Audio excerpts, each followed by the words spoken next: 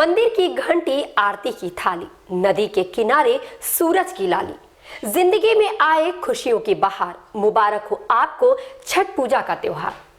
नमस्कार दोस्तों, मैं हूं आपके साथ कीर्ति सिंह। छठ देवी को सूर्य देवता की बहन कहा जाता है, लेकिन छठ व्रत कथा के मुताबिक छठ मैया ईश्वर की पुत्री देवसेना है।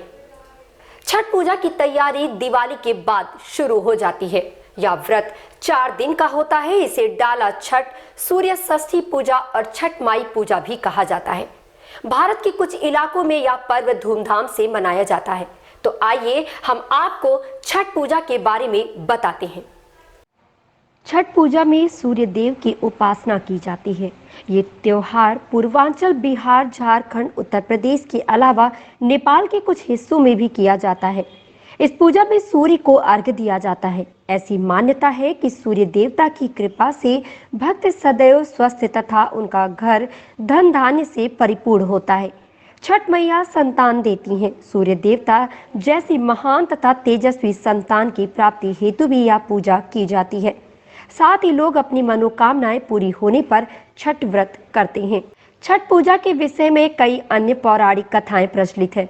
उनमें से एक है कि जब भगवान श्री राम वनवास के बाद अयोध्या वापस आए तो माता सीता और राम जी ने साथ मिलकर कार्तिक शुक्ल षष्ठी को सूर्य देवता की उपासना की थी। इसके अलावा कुंती ने भी पुत्र प्राप्ति हेतु विवाह से पूर्व सूर्य उपासना की थी। उसके बाद सूर्य देव ने प्रसन्न होकर उन्हें एक पुत्र प्रदान किया था, लेकिन लोक लाज के भय से सूर्य देवता से उत्पन्न पुत्र कर्ण को अविवाहित कुंती ने जन्म देने के बाद नदी में प्रवाहित कर दिया था। बाद में कर्ण भी सूर्य देव के बड़े उपासक बने। ऐसा माना जाता है कि कर्ण पर सूर्य की असीम कृपा बनी रही। छठ पूजा एक दिन नहीं बल्कि 4 दिनों की जाने वाली पूजा है। इस व्रत को करने के लिए परिवार के सभी लोग एकत्रित होते हैं। नहाए खाए से शुरू होती है छठ पूजा। वैसे तो छठ पूजा कार्तिक शुक्ल की षष्ठी को मनाई जाती है, लेकिन इसकी शुरुआत कार्तिक शुक्ल चतुर्थी को ही हो जाती है। नहाए खाए के दिन व्रत करने वाला भक्त नहाकर नए वस्त्र पहनता है तथा व्रत का संकल्प लेता है। इसके अलावा व्रती इस दिन से शाकाहारी भोजन ग्रहण करता है तथा परिवार के सभी सदस्य व्रती के भोजन करने के पश्चात ही खाते हैं। दूसरे दिन होता है खरना। खरना कार्तिक शुक्ल पंचमी के दिन मनाया जाता है। इस दिन व्रती व्यक्ति पूरे दिन व्रत रहकर रात में खीर खाते हैं।